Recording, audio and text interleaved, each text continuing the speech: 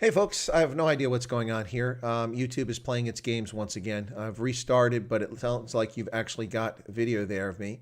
No idea what's going on here with this utter ridiculous nonsense. I'm very irritated. But here we go. So I'm back once again, live now, 3 minutes to the top of the hour at 9 o'clock Eastern Standard Time. Justice Amy Coney Barrett about to be sworn in as a justice for the Supreme Court of the United States. Ladies and gentlemen, welcome to Chris Wine Africa. This is Chris coming to you live from central Pennsylvania, just moments away from the swearing in by Associate Justice Clarence Thomas, bringing Amy Coney Barrett into the court as the ninth justice on the court and restoring the balance on the court.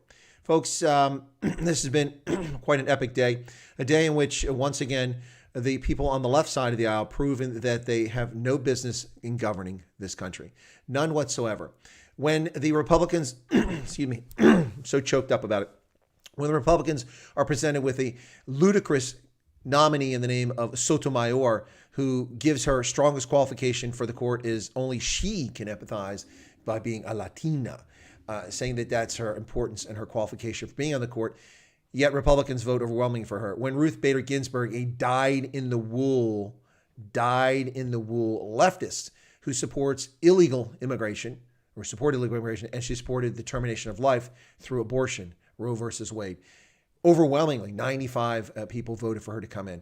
This behavior by the Democrats is vile and disgusting. They're acting, their claims that this is against the Constitution. This is what the Constitution was for, the very purpose of it. Their anger, their clear anger, their hatred of America and the Constitution is unbelievable, ladies and gentlemen. It's reached a new low today. The only reason they didn't attack this woman, well, they tried to attack her. They attacked the fact that she had adopted two children from Haiti. Did you hear the comments about that? Gosh bless it. Excuse me. I need to drink something here. You hear the comments about that? Gosh bless. All right, that's better. You hear the comments from the Democrats and from the media when she ran, or when she was nominated by President Trump for this position. The first things went after the fact that she had two black children. Well, who is she? Where did she get special privilege to adopt two black children from Africa? They're not from Africa. They're from Haiti. So they got that wrong. Second thing is, where was that concern when Madonna adopted black children? She actually essentially bought the children from Malawians. No concern over that. Hypocrisy beyond belief. Number two, they went after her because she was stealing their African heritage from them. Denying their heritage. How do you know what she is or isn't doing with those children in their home? Perhaps those children are learning Creole in that home. Perhaps they're learning about their history in Haiti as they grow up. Who knows? You don't know in the media, and I don't know. It's shameful the way they behave, folks. But here we are, this historic day, when the Democrats vote, all 47 of the Democrats, including their fellow traveler, Bernie Sanders, the independent who ran as a Democrat, all of them vote against this eminently qualified candidate. When Sotomayor, her legitimacy to be on the court is questionable, to say the least. And people voted overwhelmingly for her in the spirit of bipartisanship to recognize the nominee from the president. But here we see Amy Coney Barrett, an eminently qualified, the best qualified candidate. She's better than John Roberts. Better than John Roberts. We'll see. We will see. Better than Sotomayor. Unbelievable, ladies and gentlemen.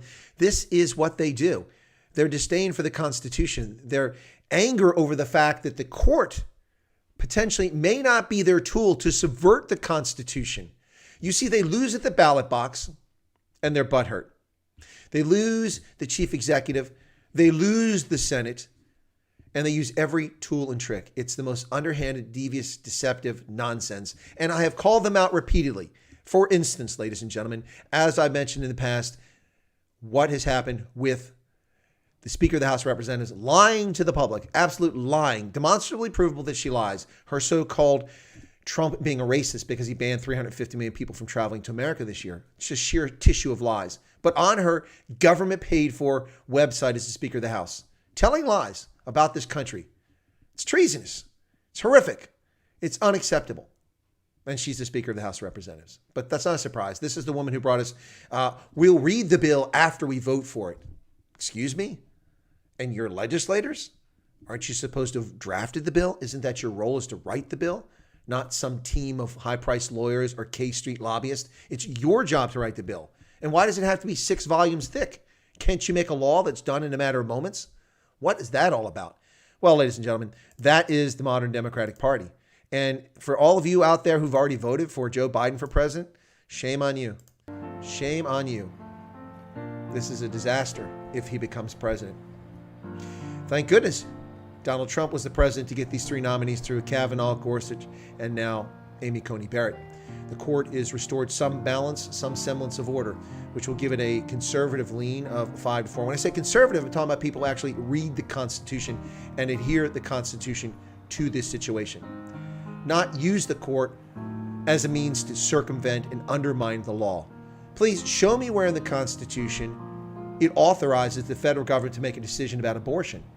I'm at a loss. I've read the Constitution many times in my life. One of the reasons why I was in uniform, to support and defend the Constitution. Where in the Constitution does it say that the federal government has any say in abortion? It doesn't. Article 10 of the Constitution leaves all rights not specifically enumerated in the Constitution to the federal government, to the states, the individual states. That's a state responsibility. We will now see a judge who can read the Constitution and understands modern standard written English and 18th century standard written English. Who was the Republican who voted no? Susan Collins from Maine, Betty Boop. Susan Collins from Maine. She's in a tough race. She's a rhino, Republican in name only, and she has been long, middle of the road person from Maine. She often votes Republican, but on issues like this, she'll turn tail and do what she thinks will help her stay in office. She's in a tough race, and she is being voted on the 3rd of November. So she's hoping that this will let her keep her seat. But I'll tell you, what it's done is once again proven that she's not a reliable member of that political party, certainly not a conservative, as she once claimed, I believe. But Amy Coney Barrett Susan Collins is one person who voted against Amy Coney Barrett. Folks, the Democrats got up and walked out of the Senate floor in disgust. They walked out of the Senate floor in disgust because they lost the vote.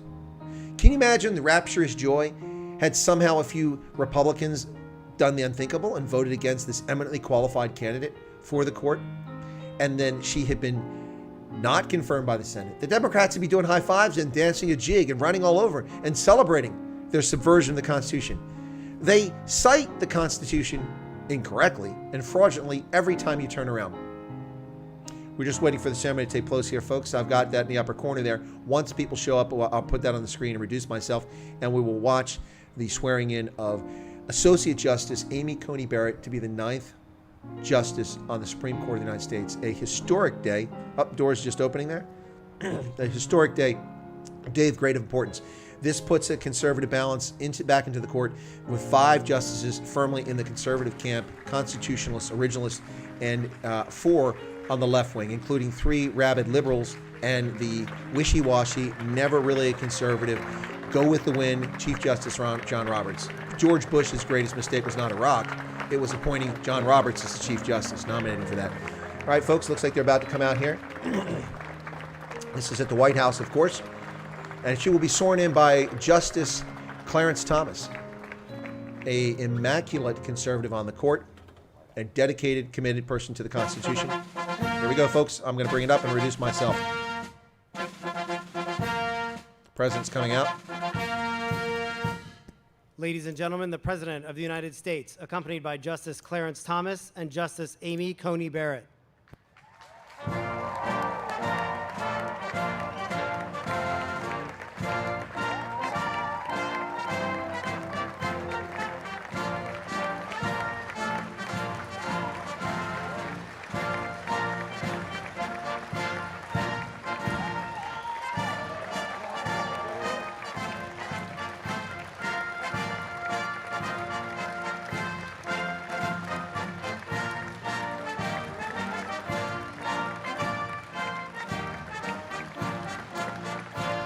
Justice Thomas on the right, Justice Barrett on the left, the President in the center there. As the President, look at the President, clearly very happy about this.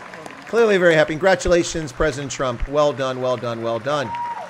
And they've known from the very beginning, since he came to office, that she would be one of his candidates for this seat. He announced all of his candidates. Thank you very much. Appreciate it. Thank you very much. Distinguished guests and my fellow citizens. This is a momentous day for America, for the United States Constitution, and for the fair and impartial rule of law The Constitution is the ultimate defense of American liberty. The faithful application of the law is the cornerstone of our republic. That is why, as president, I have no more solemn obligation and no greater honor than to appoint Supreme Court justices.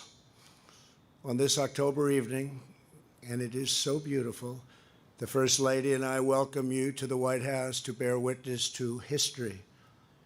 In a few moments, we will proudly swear in the newest member of the United States Supreme Court, Justice Amy Coney Barrett.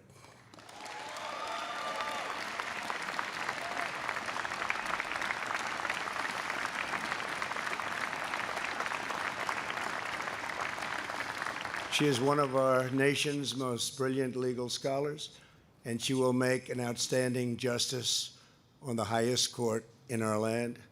Justice Barrett's oath will be administered by the court's longest-serving member, currently on the bench, a man whose allegiance to the law has earned him the respect and gratitude of all Americans, Justice Clarence Thomas.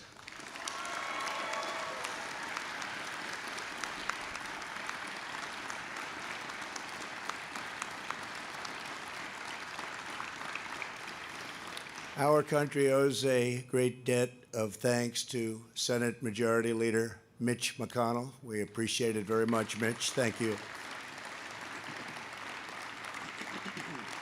And we are grateful as well to the Senate Judiciary Chairman, Lindsey Graham. Thank you, Lindsey. Also with us, Senators Marsha Blackburn, Mike Braun, Bill Cassidy, Kevin Cramer, Ted Cruz, Steve Daines, Ron Johnson, James Lankford, Mike Lee, and Martha McSally. And I hope I didn't leave anybody out.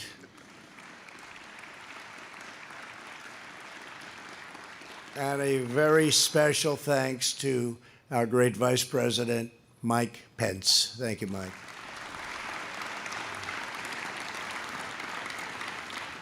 Also, I want to thank White House Counsel Pat Cipollone. Thank you, Pat.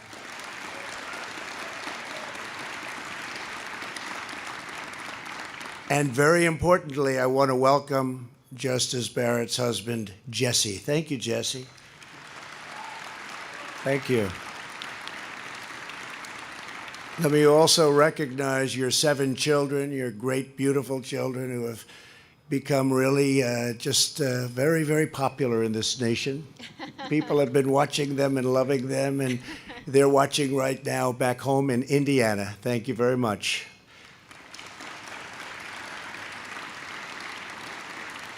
But I speak to everyone when I say that the Barrett family has captured America's heart. It is highly fitting that Justice Barrett fills the seat of a true pioneer for women. It's Justice Ruth Bader Ginsburg. Tonight, Justice Barrett becomes not only the 5th woman to serve on our nation's highest court, but the very first mother of school-aged children to become a Supreme Court justice. Very important.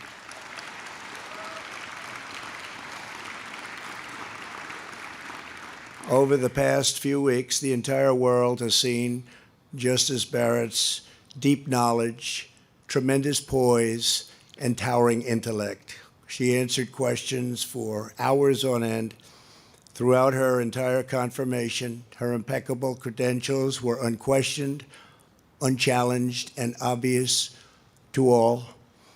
Justice Barrett earned a full academic scholarship to Notre Dame Law School, graduated first in her class, and served as a clerk for Justice Antonin Scalia.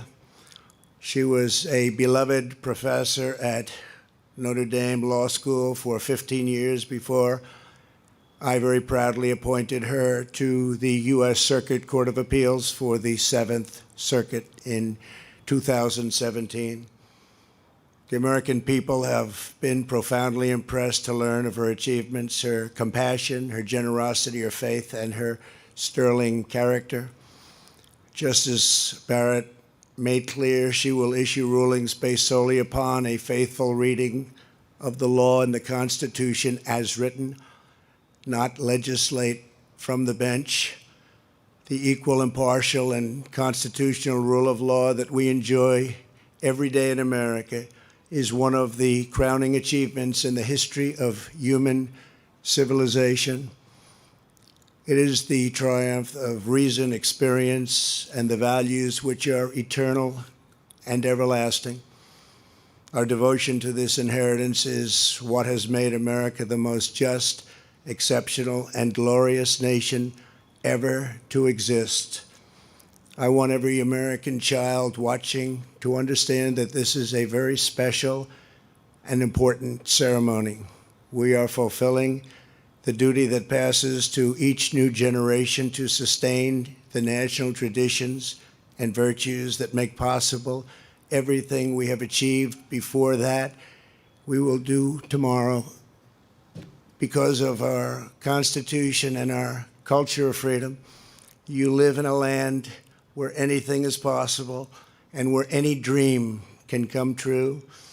No matter who you are, no matter your background, in America, everyone is entitled to equal protection under our laws, and your sacred rights can never, ever be taken away. The march of liberty that began with the American Revolution continues onward this evening.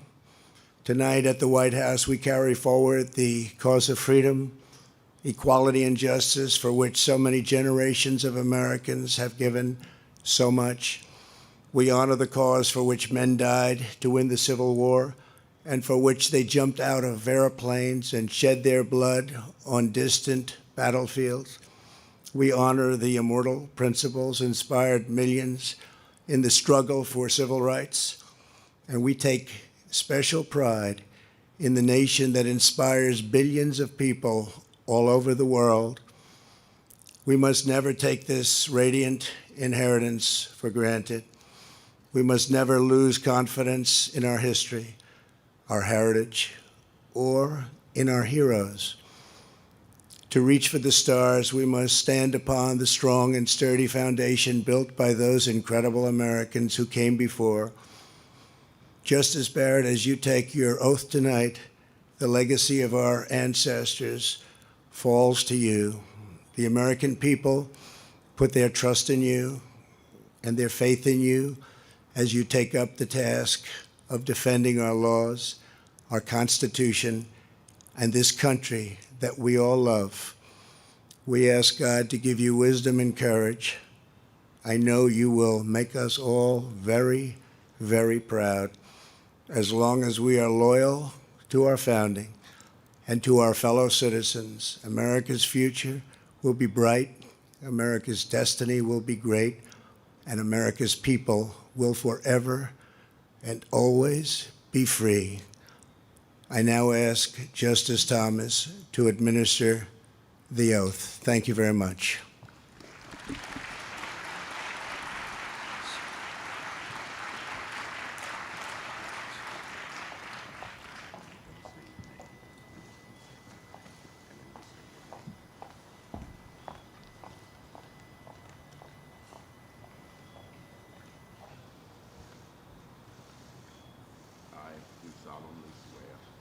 I, Amy Coney Barrett, do solemnly swear that I will support and defend the Constitution of the United States that I will support and defend the Constitution of the United States against all enemies, foreign and domestic, against all enemies, foreign and domestic, that I will bear true faith and allegiance to the same, that I will bear true faith and allegiance to the same, that I take this obligation freely, that I take this obligation freely, without any mental reservation without any mental reservation or purpose of evasion, or purpose of evasion, and that I will well and faithfully discharge and that I will well and faithfully discharge the duties of the office on which I'm about to enter. the duties of the office on which I am about to enter.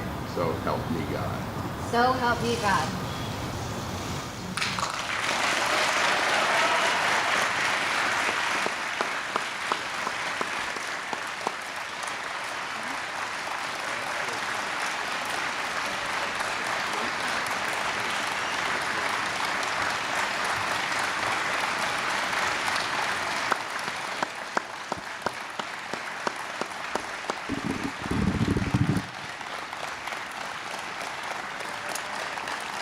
Thank you.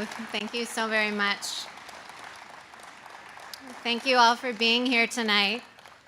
And thank you, President Trump, for selecting me to serve as an Associate Justice of the United States Supreme Court.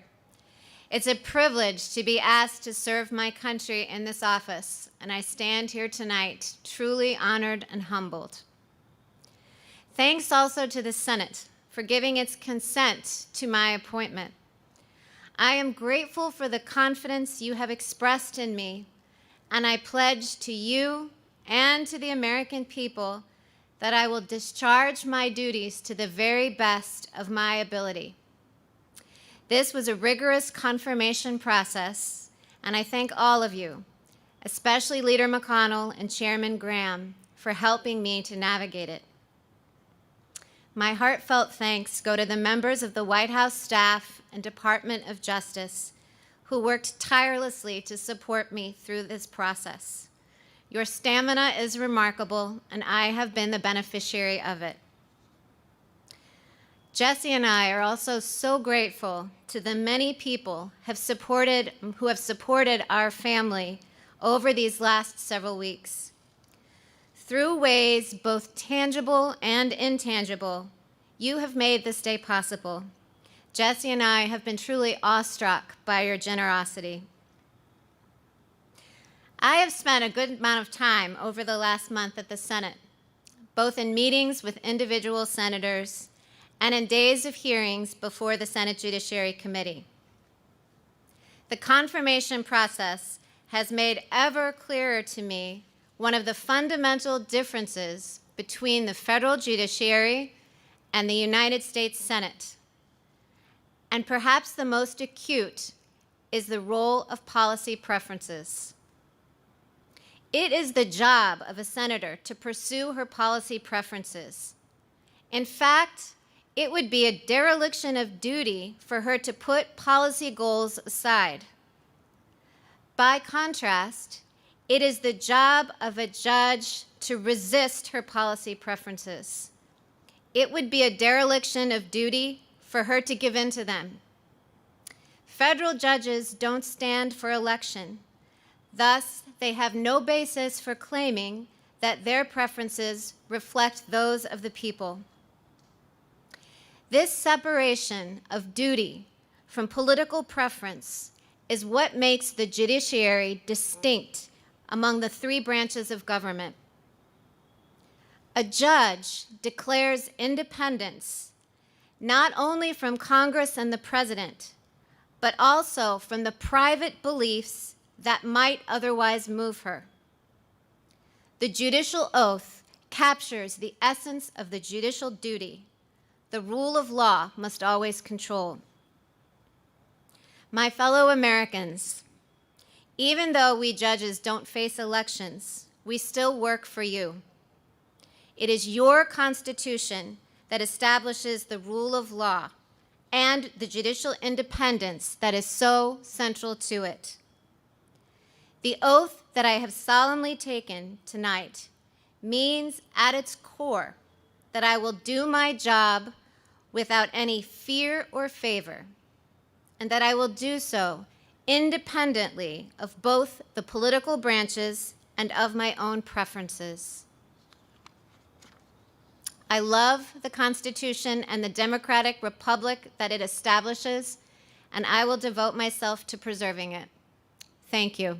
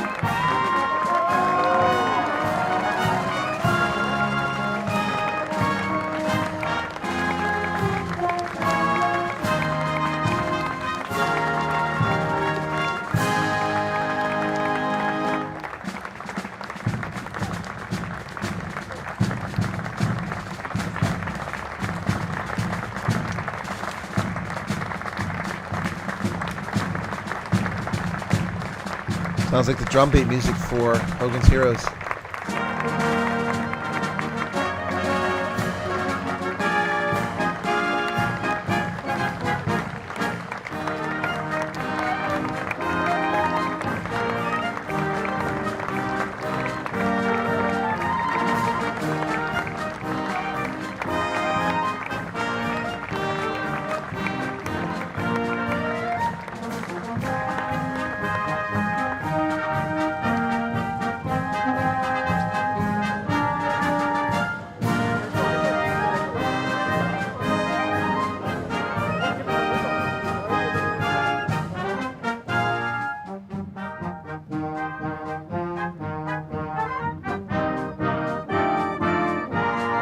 There you have it, ladies and gentlemen, the swearing in of Associate Justice Amy Coney Barrett tonight, the 26th of October, 2020, on the lawn of the White House. President Trump quite stoked about his selection having been chosen.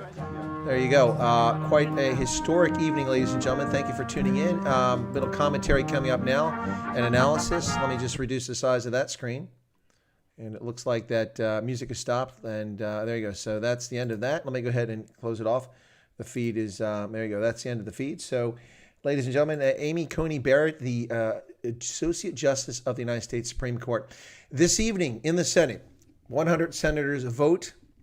48 vote against the nomination or the confirmation of Amy Coney Barrett. There will be 46 Democrats, one Bernie Sanders, an independent who can never decide whether he's a Democrat or not, only when it's advantageous for him as a Democrat, like running for office for the presidency. And then finally, number 48 was Republican Senator from Maine, Susan Collins, who's in a very tight election race. So, folks, let me just call out the names of these Democrats who betray the nation in not voting for the confirmation of an eminently qualified jurist for the court. And they do so not because she's not qualified, not because she's appropriate, not because she's done anything inappropriate, simply because they are demonic and they are in lockstep like fascists who cannot make decisions on their own, ladies and gentlemen. So let me help you out and tell you the names of these. There will be 11 of them because Morris Udall will be leaving office. But these are them. Senator Doug Jones of Alabama, in the seat stolen after the smear campaign against the Republican that was running in that seat, and Doug Jones won it in that by-election. Senator Gary Peters of Michigan. Who? Senator Cory Booker of New Jersey. Yeah, that clown car show. Senator Chris Coons of Delaware, Senator Dick Durbin of Delaware, Senator Ed Markey of Massachusetts, who said the most vile things today. Was it him that said that the Constitution is homophobic? What is he drinking in his coffee? Senator Jeff Merkley of Oregon, Senator Jack Reed of Rhode Island, Senator Tina Smith of Minnesota, Senator Mark Warner of Virginia. And there's an open seat in Udall it's held by the retiring in New Mexico, held by the retiring Tom Udall, a seat that Morris Udall used to hold a long time ago. So Senator Doug Jones of Alabama, that one is a chance for a Republican to win that seat. Senator Gary Peters in Michigan, who's in a tight race and might lose. Vote both of these people out for their shameless political gamesmanship. An eminently qualified, the best candidate for the bench in a couple of decades. And they voted against her sheerly on the basis that their feelings are hurt, that they didn't have control of the Senate. Vote them out of office. Doug Jones in Alabama, Gary Peters in Michigan.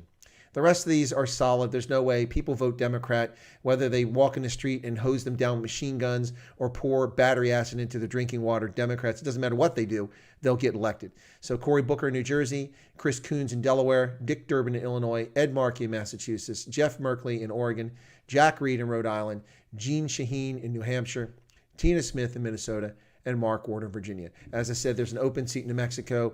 Tom Udall is retiring, but that's a solid Democrat seat, so you can't punish the candidate there because he's not responsible for what happened tonight. But this is disgraceful, shameful, anti-democratic, betrayal of the Constitution, betrayal of the nation conduct by the Democrats tonight in lockstep voting against the confirmation of an eminently qualified member for the court. Far more qualified than people like Sotomayor on the court. Amy Coney Barrett is now the 9th justice on the U.S. Supreme Court, putting the U.S. Supreme Court firmly in the hands of constitutionalists, people who understand the purpose of the U.S. Constitution and follow the law. Follow the law. That's right. So now we have a 5-4 majority on the court for those who believe and have faith in the Constitution, something I took an oath like Amy Coney Barrett did tonight to support and defend against all enemies, foreign and domestic. Amongst those Democratic senators who did this, clearly people who do not believe in the concept and the fidelity of the United States. How in the world can you vote against someone this qualified, other than on a political basis? The reason this country is broken, as so many claim, is because of the Democrats. The Democrats, that's the reason it's broken. When the Democrats, the Democratic president puts forward a nominee to the court, they're never treated in the fashion that Republican nominees are, and they get overwhelming votes to the court. Yet Republicans are constantly undermined by Democrats. It's time that people woke up and looked around and saw what was going on. Folks, the Democratic Party, the party that brought you Indian removals from the Southeast, the party that brought you the Trail of Tears with the first Democratic president, Andrew Jackson, the racist bigot Andrew Jackson, who removed the Cherokee and the Seminoles from the eastern states and forced them to march to the Oklahoma Territory, stealing their land, destroying their nations, breaking their spirit. The racist Democrat, the first Democrat. Or what about another famous Democrat? The Democrat racist bastard who segregated the federal worker system, the federal civil service. Woodrow Wilson. You know him, his points, his great points, Wilson's great points. Bunch of New World Order nonsense over a century ago. That's right. Woodrow Wilson and his famous points. He's the man who screened the first ever motion picture in the White House. That's right. And what did he show? Laurel and Hardy? No. He showed the racist film Birth of a Nation, a film that glorified the Ku Klux Klan, something he felt quite comfortable with as a Democrat racist. Woodrow Wilson. He segregated the federal civil service. Never segregated until the turn of the 20th century, the second decade of the 20th century, by Woodrow Wilson himself, the President of the United States. Or shall we jump forward to yet another racist president from the Democrats? King Franklin Roosevelt himself, Franklin Delano Roosevelt, the man who prolonged the Great Depression by many years, the man who put Japanese Americans into concentration camps because of their appearance, because of his bigotry, assuming that they weren't loyal. Yet they were one of the most loyal American citizens out there. Shameful conduct. The Democrats in the southern states, who throughout the 1950s frustrated efforts by a Republican administration under Eisenhower to get a Civil Rights Act passed to ensure that the 13th, 14th, and 15th Amendment, which had been enacted by the northern states, the abolitionist states that sought to end slavery and kept the Union together to preserve it, that act was frustrated by racist Democrats in the Democratic Party in the South. They voted against it overwhelmingly, 1955. Or what about the racist bigot himself, Lyndon Baines Johnson, who had the most foul things to say about people of color? Shall I continue? Shall I continue? This is the Democratic Party. That's what they were. This is who they are today, projecting all of their bigotry and bias on everyone else all the time. It's unbelievable. Kelpie says, name them. I'm going to name them once again, ladies and gentlemen. These are the Democrats who voted against the confirmation of Amy Coney Barrett to the Supreme Court tonight. Senator Doug Jones, Alabama. Vote him out. That racist, leaning Republican. Senator Gary Peters, Michigan. Leaning, slightly Democrat. Vote him out. Senator Cory Booker, New Jersey. Senator Chris Coons, Delaware. Senator Dick Durbin, the ever-present crypt keeper from decades of service in the Senate. Senator Ed Merkley from Oregon. Senator Jeff Merkley from Oregon. Senator Ed Markey from Massachusetts. Senator Jack Reed from Rhode Island. Senator Jean Shaheen from New Hampshire. Senator Tina Smith from Minnesota. And Senator Mark Warner from Virginia. What is one thing that's very common here, folks? These people are all from states primarily along the Atlantic seaboard, with the exception of Alabama with Jones and with Smith in Minnesota. The rest, and Oregon. The rest of these are all along the eastern seaboard, and they're all up for re-election. Vote them out of office. Their conduct is shameful tonight. If Sotomayor can get 90 votes, why is it Amy Coney Barrett, who's eminently more qualified than Sotomayor would ever be, gets just 52 votes? And not to forget in that, of course, the feckless, clueless Senator Bernie Sanders never knows whether he's a Democrat or Republican, or a Democrat or an independent. Of course, he caucuses with the Democrats, but he lists himself as an independent and then conveniently runs for president as a Democrat as it suits him. But Senator Bernie Sanders also voted against her confirmation, as did Republican Senator Susan Collins from Maine. There you go, folks. Tonight, historic as the Supreme Court is remade in a constitutionalist bent. And now we have 5 justices on the court who will actually look at the Constitution and not just look at their rectum when they decide what they're going to vote on and what opinions they write, and try to contort and abuse the Constitution and twist things like the Equal Protection Clause under the 15th Amendment to contort it into things it was not meant to be. Of course, the court is not perfect. It makes mistakes. Remember the Dred Scott decision in 1857? Yeah, the Dred Scott decision. Yeah, that was a horrific decision. Plessy versus Ferguson, separate but equal, being constitutional, unjust. The court does make mistakes.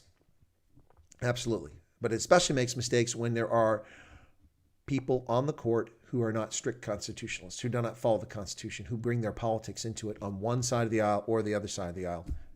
People like Sotomayor. So, folks, this is a good day for America. Hopefully, an opportunity to save our nation.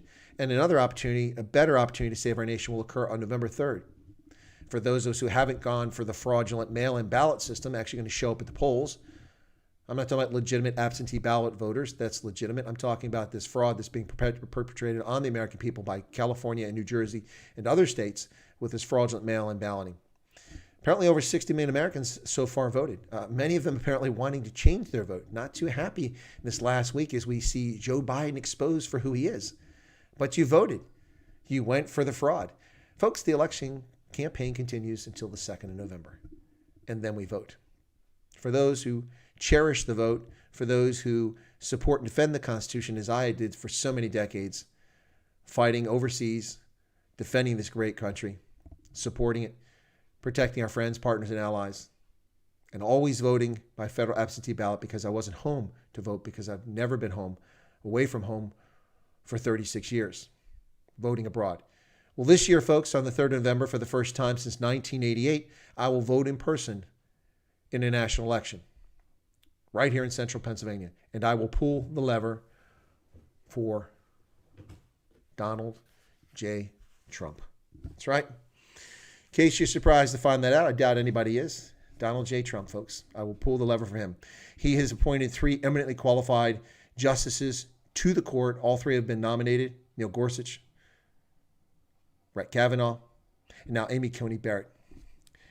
Not to mention other federal court appointments, which have made a major difference in steering this country away from the chaos, anarchy, and destitution that the leftists seek for this country, back to a path of constitutional representative republic with 3 co-equal branches of government, not a legislature and a judiciary which legislates, and a chief executive which undermines the Constitution, but rather a chief executive that respects the Constitution, a judiciary that respects the Constitution, and a legislature full of feckless clowns.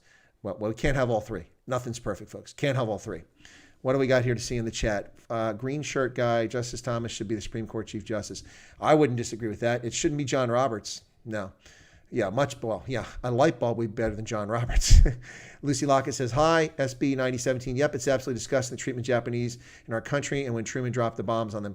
Well, I disagree with the SB 97 with when dropping the bombs. I mean, that strategically, that was a necessary decision. I would argue it was horrific. It was absolutely horrific. But Japan would not have surrendered. They would have fought until millions of Japanese had died, not just those in Nagasaki and Hiroshima, but millions and millions of Japanese would have died in defense of the homeland, in suicide. We saw it in Okinawa. Thousands of people jumping off of cliffs to their death because they'd been brainwashed into believing the emperor was a god and that Japan was divine and that the Americans were coming to destroy them. Utter nonsense. I don't agree. We can agree to disagree on that one, but dropping the bomb was a geopolitical necessity. But interning American citizens and Japanese immigrants in concentration camps, unacceptable. Unacceptable. Chris Wyatt, have you voted yet, or are you voting? Oh, Lucy, I just answered the question. I'm voting on the 3rd in person. I've waited 31 years to vote in person at the polling station, and I will vote in person on November 3rd. That's correct. If I have to crawl there, if I have to find an Uber, if I have to hitchhike, I will be at the polling station November 3rd and cast my vote in person and I'm excited about it. Truman bombing those bombs, inexcusable, something that we'll never understand or forgive. Truman killed people when he knew the war was over. The war was, no. You're mistaken.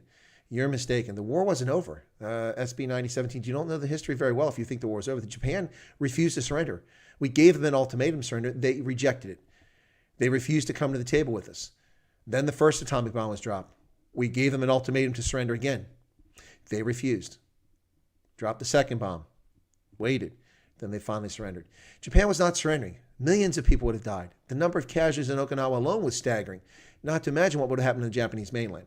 D-Stu says, well, if Biden gets in, and he'd be sure to pack in the court, will be talked about. Biden just said today the court needs an overhaul. Yeah, I saw that. He's going to appoint a commission for 6 months, 180 days, and they're going to determine the reforms of the court. The court doesn't need reformed. The people abusing the court, the Democrats, the leftists in this country, the American Criminal Liberties Union, Civil Liberties Union, the Southern Poverty Law Center, these clowns, these jackasses, these leftist organizations which undermine our court system and the fidelity of our nation, they need to be reformed.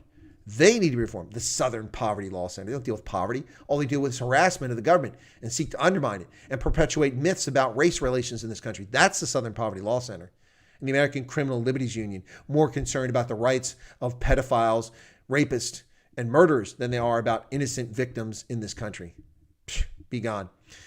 Kalpi says, God bless USA. Green Shirt says, Soviets were also advancing in Japanese lands. Americans were destroying their fleet. Most Europeans were helping the invasion. The war was a win for the Allies when Germany surrendered. No, there were no Europeans in Japan, in the Pacific Theater.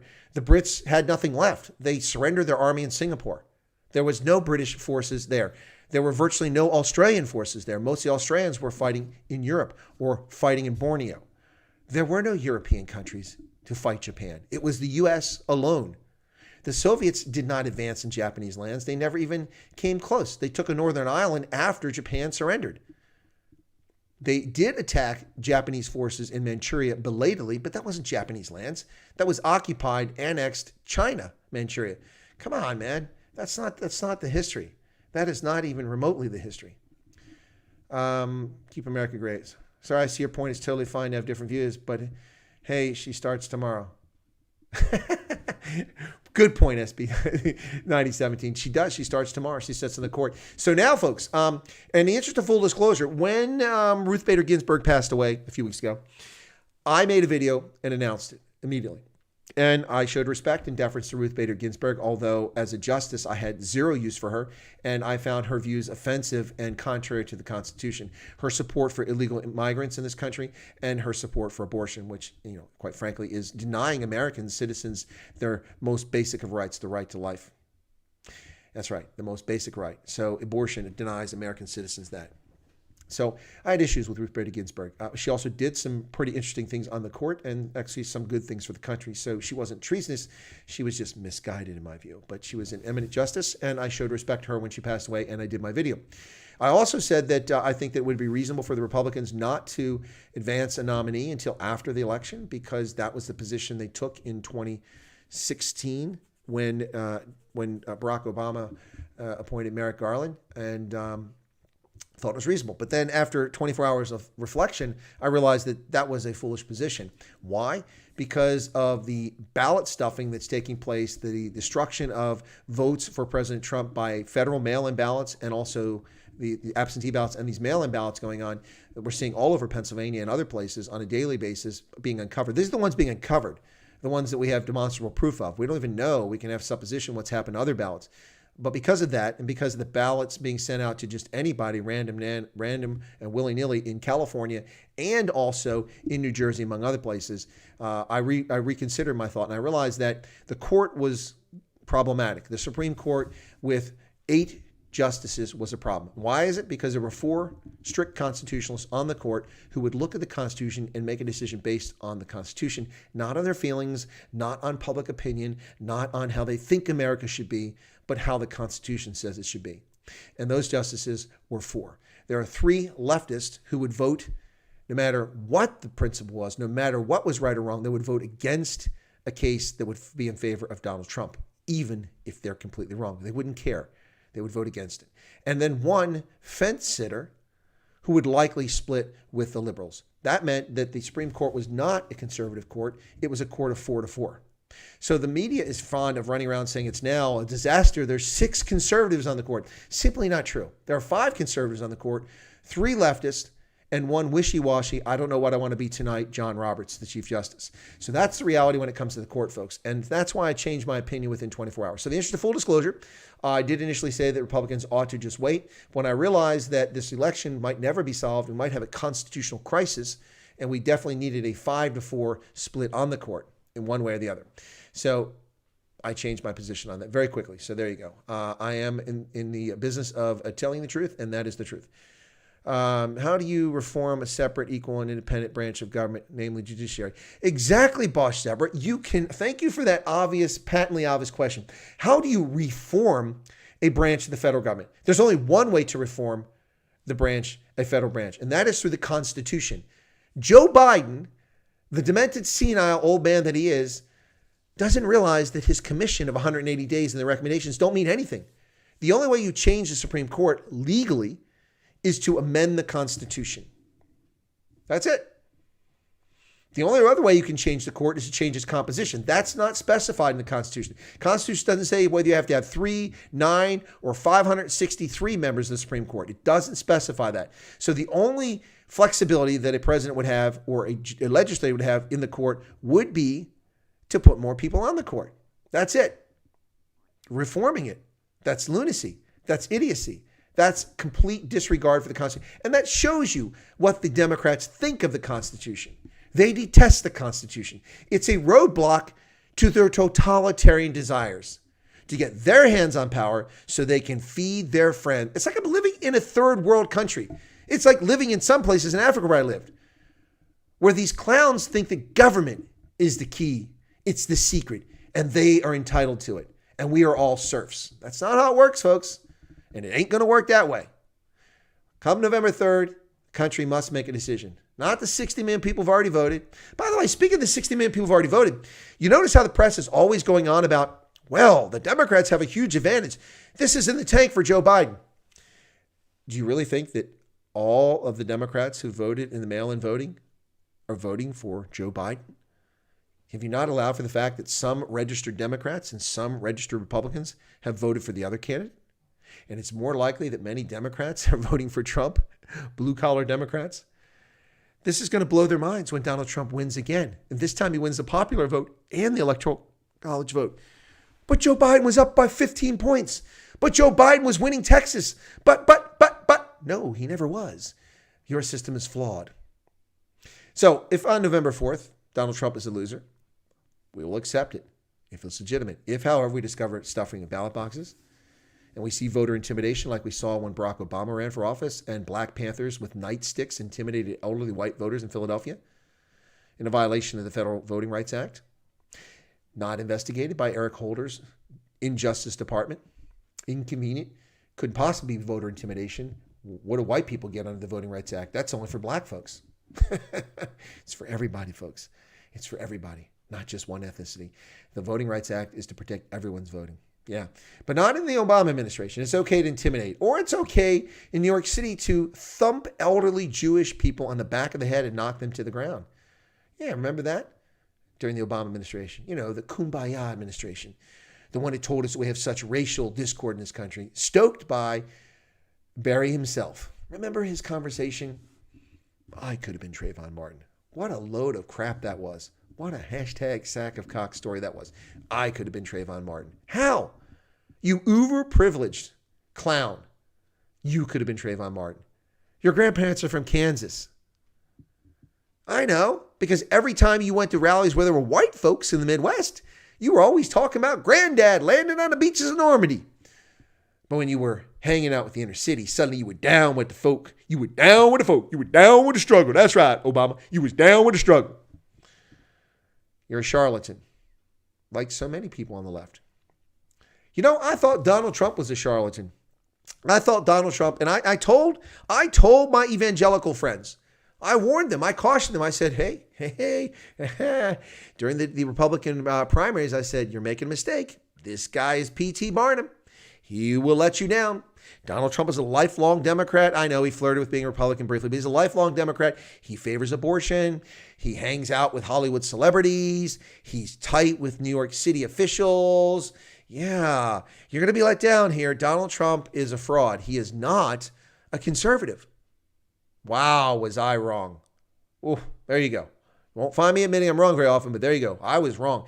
Donald Trump has governed as one of the most conservative presidents in American history. Restrained foreign policy, pulling us out of conflicts, reducing our troops abroad, reducing expenditures abroad, and calling out transgressors like China who violate World Trade Organization norms. All the while, Joe Biden says, oh, what are you talking about? China's not a problem. China's our friend. They're not a threat to us. Really? Well, China's violations of the World Trade Organization's rules is a threat to us and to every other country. Their formal and informal trade barriers, which keep our products and services out of China.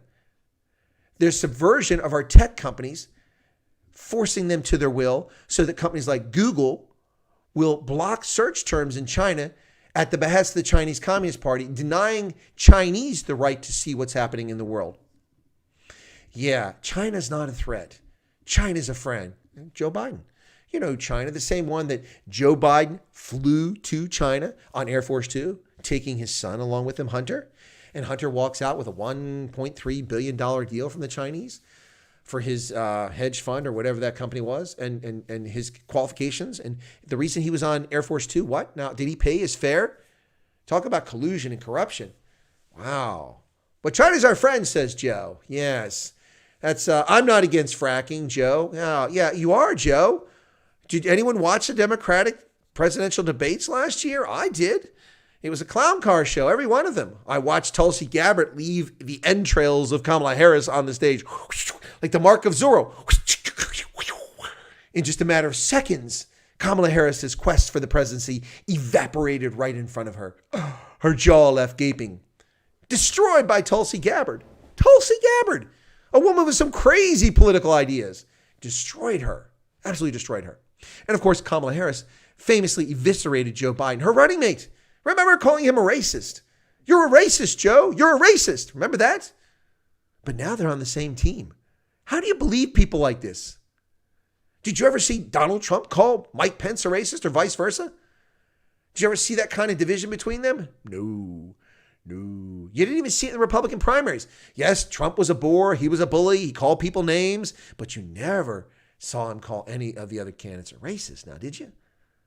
But that's a word that just rolls off the tongues of leftists and Democrats. Just easy, so easily. Hence the reason the term is so cheapened and so few of us believe it unless we see actual racism. That's their default. They have no intellectual argument. That's what they pull out. Unbelievable. But Kamala Harris, she eviscerated Joe Biden, called him a racist. Jim Crow Joe. She didn't say that. I said that. Yes. Destroyed him. Kamala Harris, a woman who got less than 2% of the vote in the Democratic primaries. And because of that, our media declared the rest of us racist. They said America's racist. How are we racist? I don't even vote Democrat. I'm not registered Democratic primary. And those primaries took place before she even left the race. She wasn't on the ticket in Pennsylvania. Even if I was a registered Democrat, I couldn't have voted for Kamala Harris because she was no longer in the race. How does that make us racist when the Democrats themselves found her to be a repulsive candidate and didn't want her as president of the United States? Less than 2% of Democrats in the handful of states she competed in voted for her. So if you're looking for racists, look in the Democratic Party. They're the ones who didn't pick her. And now this woman got less than 2% of the primary vote in a handful of tiny states that don't matter in the scheme of things with Electoral College.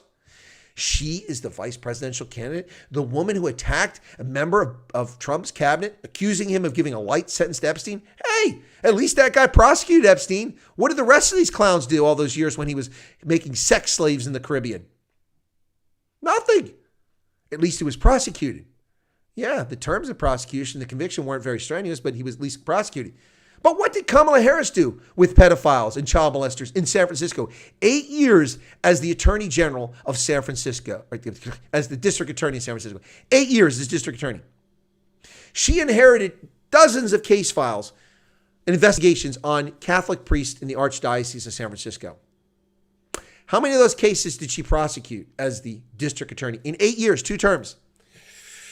I know it's hard. I have to pull out my abacus or get my mobile here so I can do the math on my calculator. Let's see. 0 into 0 equals 0. She prosecuted 0 cases of child molestation against pedophiles. Not a single one. Then 4 years as the Attorney General when she prosecuted, once again, 0 cases. Less than 2% of the primary voters in the Democratic primary, which would mean about 0.6% of the American electorate, maybe 1.2%. Thought she was a good candidate. And now she's on the verge of becoming president if people foolishly don't vote for Donald Trump and vote for Joe Biden, because you know what's going to happen. 90 days after he becomes president, either they'll invoke the 25th Amendment fraudulently or they'll convince the old man to retire and send him off to Delaware to sit in a retirement home where he'll catch COVID, courtesy of the governor of Delaware, most likely. Being facetious, it's unfair to the governor of Delaware. I don't know who the governor of Delaware is. I'm just having a little fun with that. But that's where we sit today, folks. That's where we sit today. These people who can't be bothered to vote for an eminently qualified member of the judiciary to be an associate justice. 47 Democrats in the Senate. 47 vote against her. One independent who thinks he's a Democrat because he was a Democrat, but then he became an independent. And then he ran as a Democrat twice as president, but he's really an independent. Barry Sanders. Yeah, no, not Barry Sanders. Fantastic football. Bernie Sanders. That's right. Bernie Sanders. The man who's never held a job. Just sucked off the government heat his entire life. He's a bum until he magically got elected after multiple tries to become the mayor of Burlington, Vermont. He got his first job as a mayor. And he's been in government ever since. Yep. So 47 Democrats. I read off the names. One independent and Susan Collins of Maine. All right. Peter Crutchley says, at first, I too didn't think well of Donald Trump. We were both wrong, Peter. We were both wrong.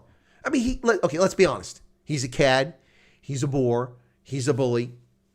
He likes to speak in, these terms like, bigger and the greatest, the best ever. And it's almost like kind of juvenile and elementary. But I get why he does it. The Democrats don't speak in erudite, sophisticated language. The vocabulary would be lost on the Democrats. These uber elites who can barely speak English and hold two sentences together. How do you reform? Oh, you already got that. You packed the court, says these two. Well done. The Supreme Court does not need to be reformed. That would mean the Constitution needs to be changed. The Constitution is brilliant, with the exception of the ban on alcohol that was put in there, giving the vote to 18-year-olds. I used to be for it. I'm against it now. I'm like John Kerry. I was for it before I was against it. Shaq Dweller says, just got woken up by a dog vomiting all over. Ew, that's just gross, man. Agree. Boss Sepper says, agree, Colonel. Separation of powers, independence of judiciary, legislative, executive branches of government exists to be a check and protection of good government. They don't want that. The Democrats want the court to be doing its bidding. They don't care to legislate because the American people won't support it. Shaq Dweller should be checked for fleas, probably. I shudder to think Harris is vice president, possibly president. Well, take a number, D-Stu. Franz, why is CNN reporting Biden leading Trump in the polls? Is that them trying to influence the masses? I'm so sick of that BS. Okay, Franz, they are reporting it, and they are trying to influence the election. They're trying to discourage Republicans from going to the polls because Republicans and Republican voters will go in person overwhelmingly because many of us don't trust the mail-in balloting. I don't trust it if I mail my ballot, it's actually going to be counted. I don't trust that at all. Now, I will say this about the system. I was a federal absentee ballot voter for 30 years in uniform. And even before that, when I was enlisted for a few years. So the last time I voted in person in a national election was 1988, before I was commissioned as a lieutenant, went back in the Army in 89. Then that fall voted absentee ballot. So I voted every time since an absentee ballot. I, in 2000, was concerned that my ballot had been thrown out after the debacle and after the shameful effort of the Gore campaign and their legal team to have 1,550 some military absentee ballots thrown out. They tried to steal the ballots from the military by excluding them, which of course was the difference in the election that George Bush won by about 1,500, 1,600 votes. They tried to eliminate 1,500 military ballots. Now, some of them voted for Gore, some of them voted for Bush, but most of them were for Bush, and they tried to exclude them. That shameful, disgraceful act, which no one remembers. I remember it clearly. We support and defend the country. We put our lives on the line. Some of us don't come back. Some of us don't come back whole from serving our nation abroad and serving in combat. And those scuzzballs in the Democratic Party tried to disenfranchise military absentee ballot voters. Yeah. Well, I didn't believe that my ballots were counting after seeing that because each state sets the rules differently. So when I came back in 2001 and I went to Ohio, I went to the courthouse in Athens, Ohio. And I said, listen, I've been voting here absentee since 1989. After last year, I'm a little concerned that whether you folks even get my ballot. Have you ever got my ballot? They asked for identification. I showed identification. She went, she pulled the file out. She said, here, sir, these are the years we received your ballot. Looks like you voted every year. This is the date received it. And this is the date your vote was added to the tally. Wow. Wow, wow, wow. I was impressed. Those are absentee ballots, not this mail-in nonsense. Here in Pennsylvania, people have subverted the Constitution yet again. The state has changed the rules, violating the law, in my opinion. I'm not an attorney, but violating the law. They now have changed the rules so that they will accept they will accept mail-in ballots for people who've requested them up to 10 days after the election. So you get to vote for 10 days after the election. And they'll accept the ballot if it doesn't have a postmark. Now, what kind of nonsense is that? No postmark. That's very fishy. Very fishy. So what that means is that people can wander up and hand them to their friend who will stick them in the count. Yep. Don't trust it at all. Don't trust it at all. And the Supreme Court upheld that, a 5-4 decision. Or excuse me, a 4-4 decision, because there's 8 justices. So if Amy Coney Barrett had been on the court before this case was decided, then she could have decided the right way and rescinded that and made Pennsylvania accept the ballots on the day of the election and no later, with the exception of federal absentee ballots, which are allowed to come in a little bit later because of overseas voting. Yeah, it's really disgraceful and shameful, folks. Really disgraceful. So, Franz, the CNN's reporting that Trump is losing the polls because the polls are indicating that Trump is losing. With the exception of Trafalgar, almost no other polling service has Trump even or ahead in key states like Florida, Texas, Pennsylvania, Wisconsin, Michigan, and Ohio. In most of those places, they say Trump is trailing. But, folks, did you see the video from Beverly Hills? Did you see that? I wonder if I have that video. I don't know if I have it. Let me look very quickly. If you saw that video, you know what I'm talking about from this weekend. It was unbelievable. Let me see if I can find this thing very quickly, and I'll play it for you. It's unbelievable, ladies and gentlemen. Let me see. Let me see. God bless it. My computer's acting very slowly here, but it's unbelievable what was happening in Beverly Hills this weekend, folks. Unbelievable. Here it is. I'm going to show you this. Let me get this up, and I'll pull it over, and you guys can watch this. This goes on for a couple minutes. It's unbelievable. Robbie Starbuck posted this. I've been trying to get him on the channel and interview him. Fascinating fellow. But let me get this up on the screen. Okay, here you go, folks. This is from this weekend, and it is in Beverly Hills. Beverly Hills, the uber leftist, liberal Beverly Hills, where all the rich folk are. Rodeo Drive, know that place, right? Habitually, even when it was a conservative Republican state, Beverly Hills tended to go for the left. Watch this, ladies and gentlemen. You are going to this is going to rock your world. This is in Beverly Hills. Here we go. All right, where's it at? All right, ladies and gentlemen, this is in Beverly Hills this weekend.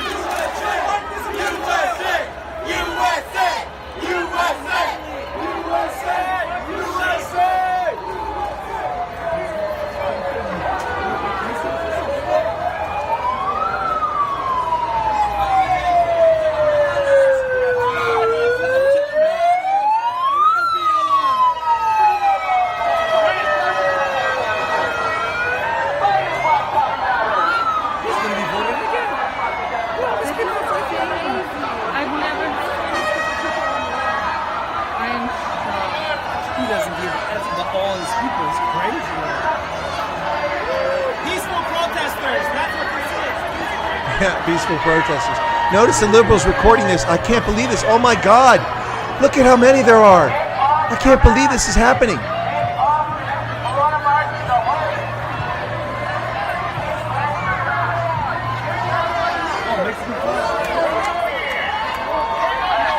Mexican flag. Mexicans for Trump. Hispanics for Trump. Look at these Hispanics. 4 more years, chant the Latinos.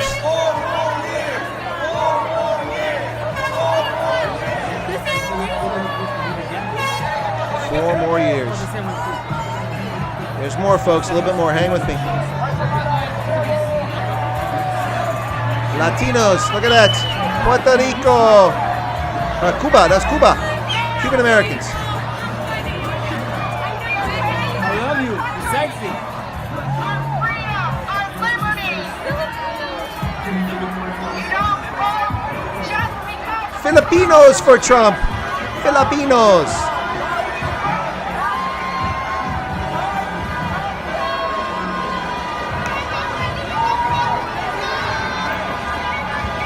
Nothing can stop what's coming. The only re-election of Donald Trump.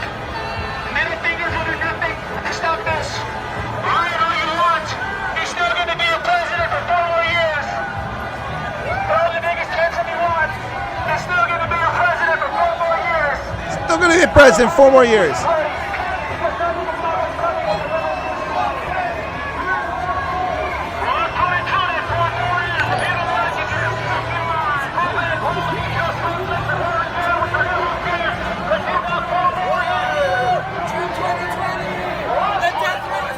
Mexican Americans for Trump. No mask. Oh, let me have a mask. La migra! La migra!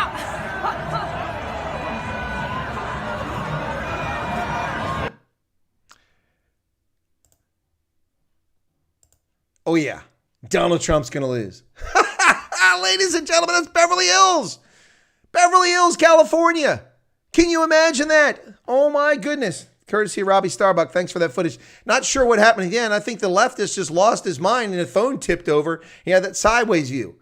Latinos for Trump. Massive numbers. Ladies and gentlemen, the massive internal numbers for Latinos and African Americans supporting Trump are off the charts. Now, when I say off the charts for a Republican candidate, that could be 15 to 20% for black vote and 45% for the Latino vote. I've also heard from people in the gay community that gay men are polling about 45% for Trump. I thought he was a homophobe. I thought he hated gays. How can he be pulling 45% of the gay vote? Ladies and gentlemen, Exhibit 1, the fraud in the media. They are, Franz, reporting the polls that are out there, but the polls are wrong. Let me tell you why the polls are wrong. 2 reasons. Number 1, they always poll leftists and Democrats in outsized numbers. They're always polling. They don't take an even poll and go, okay, let me talk to this many, this, and that, or what reflection of a particular community is. They always get certain numbers and always skewed by about 5 to 9 points, or usually 9 points to people on the left side of the spectrum. So you're going to get an out of whack return in the poll to begin with. Second, in this election cycle, until the last 2 weeks, we saw Trump supporters, their homes vandalized, their cars keyed, shot for sitting on their porch wearing a Trump hat, beaten in the streets. People are finally standing up to this. It was dangerous to be a Trump supporter. It could cost you your job. It has cost people their jobs as they're fraudulently fired simply for expressing their political view and not even saying anything, but having a Trump sticker on their car or having a Trump t-shirt on. Children beaten, attacked by adults because they're carrying a Trump sign. We've seen the videos of it. It's not made up. So I'm telling you that 5 to 9, last time in the election, 3 to 5% was my projection of people who were being dishonest with pollsters and who were actually going to vote for Trump, or people who refused to speak to pollsters and said that they were going to vote for Trump because they were ashamed to vote for Trump. People were afraid to admit they were voting for Trump last time because he was an unlikable candidate. I am telling you, ladies and gentlemen, this time around, 5 to 9% of the electorate are voting for Trump and they're afraid to speak out because they might be attacked. Trump will win this election. No doubt about it. I could be wrong. We shall see. Okay. Boss Deborah says you can't trust CNN polls. Look at the last time reported polls prior to Trump's election. They said he'd never make it. By the way, folks, what were they saying last time on the eve of election? Hillary Clinton, 95% chance of winning this election. Not only did she not win, she got trounced. Folks. I've covered this before. If you take California out of the mix, she lost the popular vote by 1.9 million votes over the entire country. She won the popular vote because California, she got 8 million votes. Trump got 3.9 million. That's 4.1 million votes. That accounts entirely for her 2 million vote win. Entirely.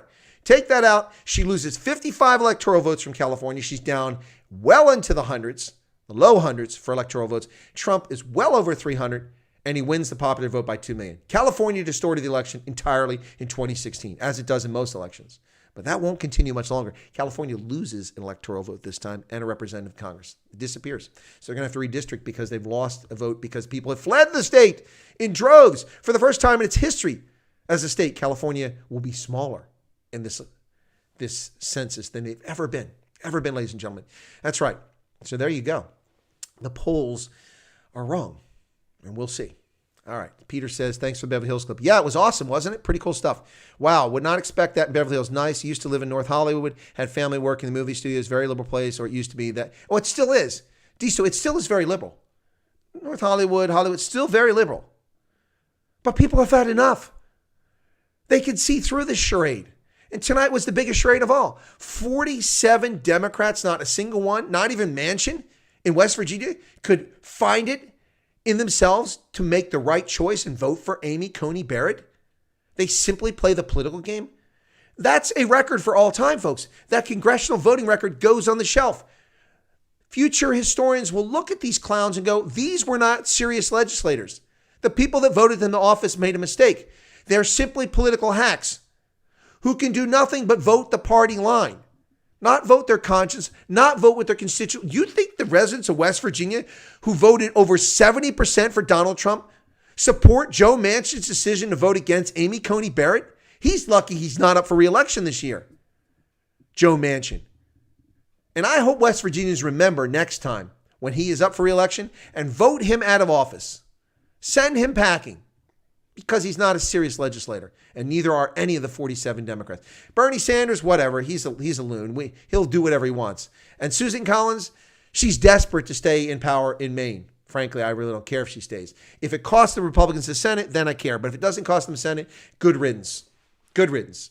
She betrays common sense more often than she follows common sense.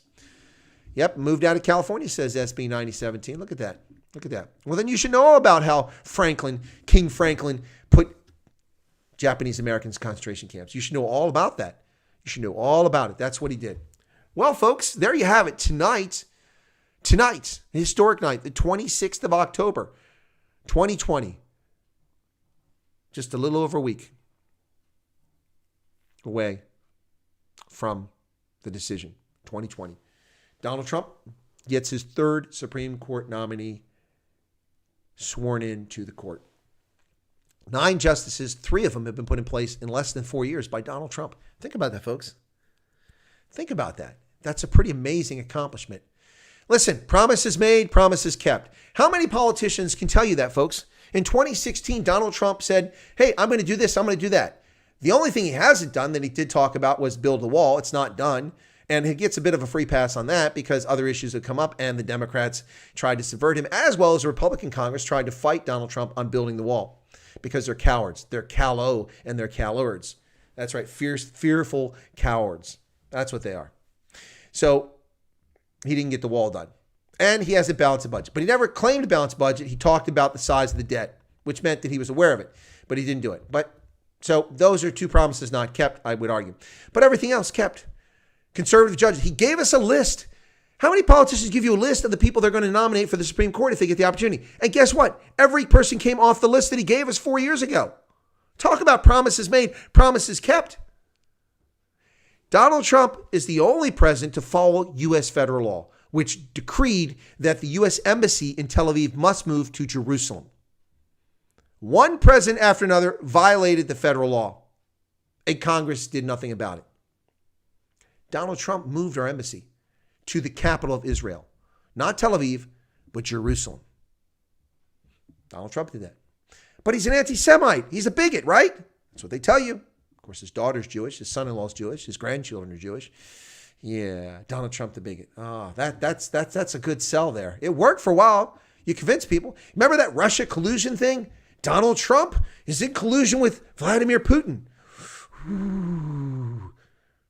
No, Hillary Clinton was in collusion with Vladimir Putin and the Russian intelligence services to cook up a fake dossier which was used to undermine in an effort to destroy this nation. They don't see it that way. They just saw it as getting out an evil person. The evil person was the one doing this nonsense. Hillary Clinton and the Democratic National Committee. You know the Democratic National Committee. Donna Brazile getting the debate questions ahead of time for Hillary Clinton. Seriously? And now she's a Fox News contributor? You see what happened to that network? You take someone on their hand and dirty like that, who got the questions for the debate ahead of time, and you want us to expect that that's a legitimate commentator? No. That's like Bob Beckel, the drug addict. Bob Beckel, remember him? That blowhard that was on Fox News? He's a drug addict. He's a junkie decades ago. And we're supposed to believe his political analysis? Thank God he's no longer on that network. Gee, many crickets. They'll dig up fossils from anywhere on Fox. They're not the only ones. They're not the only ones. Anyway, yeah, unbelievable, folks. Donald Trump, the bigot, yeah. Remember, he's a homophobe, too. He's a homophobe. Remember, they haven't said that in a while. Why? Because one of his first nominations was the ambassador to Berlin, Richard Grenell, an openly gay man. I'll tell you what, for being a racist and being a homophobe and being a misogynist, he is the least successful at all those things of any misogynist, any racist, and any homophobe in the history of the world. People that fall for that nonsense, you're just hoodwinked so easily. You really are easy and gullible. I made my basis of not liking Donald Trump on his past actions and his past statements. That's how I made my decision. And I was wrong because those were his positions then. He was a different person when he ran for president. I didn't allow for that. Peter might agree with me.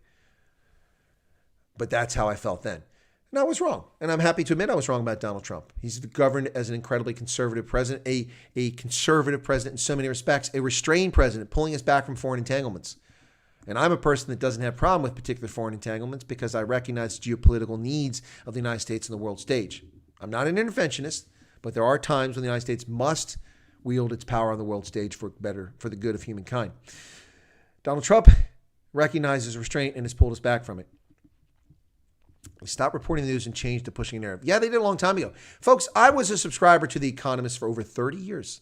I considered it a trusted source of news and analysis, mostly because it was a British publication that was outside the United States from the English-speaking world and had a different slant on things. Oftentimes, I would find myself almost arguing with some of the things, arguing with a magazine when The Economist had come. I waited for it. It came in the box. I grabbed it. When I was overseas in diplomatic post and I had to wait 3 weeks for my mail to arrive, I couldn't wait. I would avoid it on the newsstands in whatever country I was living in Africa because it was already on the newsstands, waiting for my copy to come in the mail, the diplomatic pouch. I would open up, read it, cover to cover to cover to cover, the whole thing.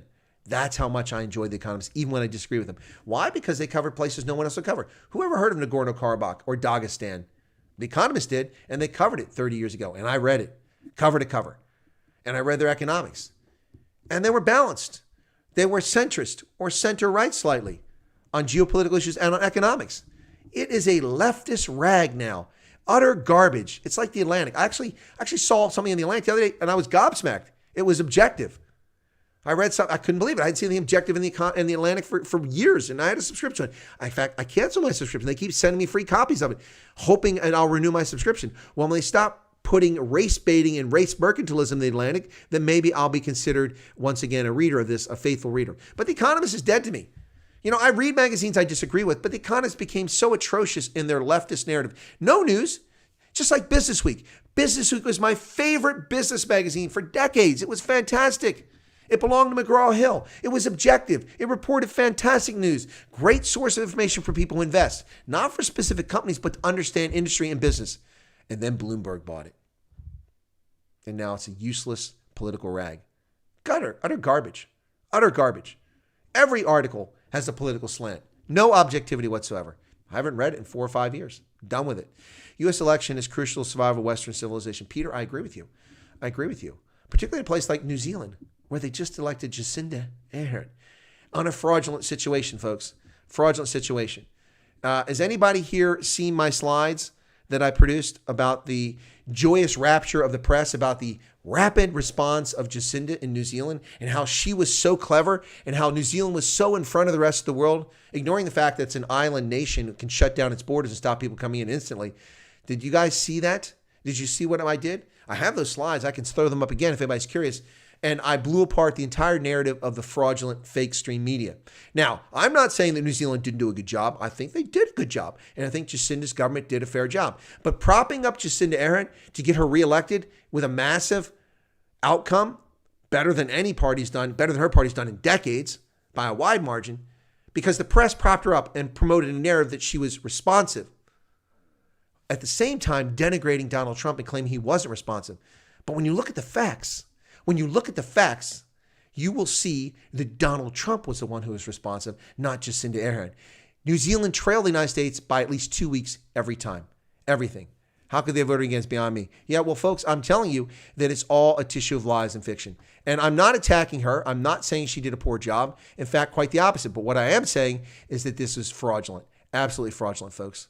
Let me find this very quickly here. Here we go. I'm going to bring this up again and bring it up and just show you what the media does, how they mislead, the fake fraudulent media, how they mislead people, how they denigrate Donald Trump. And again, I didn't like Trump, all right? So let's get that straight. I was not a fan of Donald Trump. But here we go, folks. I'm going to put this up. You ready for this? All right, so I don't get why people love her. She's not that special. Okay, so here we go, folks. Stick with me. Don't run off. I'm going to take myself off the screen. I'm going to put this up on the screen, and I'm going to run through this. I'm sorry, it's the university lecturer professor in me, and not a leftist, but just a regular professor. So I'm going to put this up as a teacher, and we're going to share this very quickly. Talk about how the media deceives all of us. And here it comes, folks. You ready for this? All right, where is my little screen there? Here we go. Right. Okay, there it is. All right, so here you go, folks. Okay. Come on. All right. So this is what I call the fawning fake media exposed. On December 31st of 2019, media reports emerging virus coming out of China. Now, to their credit, among the first people to do this were, of course, Tucker Carlson on Fox News. All right, so here we go. Look on the left, that's USA and events and actions taken. On the right is New Zealand, and you'll see that they're spaced out because they're fitting in there in the calendar-wise. On the 6th of January, Donald Trump's Centers for Disease Control issued travel warnings on China. By the way, folks, we couldn't identify Wuhan coronavirus because the RNA had not been decoded at this stage. Not been decoded. It wasn't decoded until the 9th of January after the Chinese refused American assistance in that effort from the CDC. They decoded, and then they released the RNA code to the world on the 12th of January.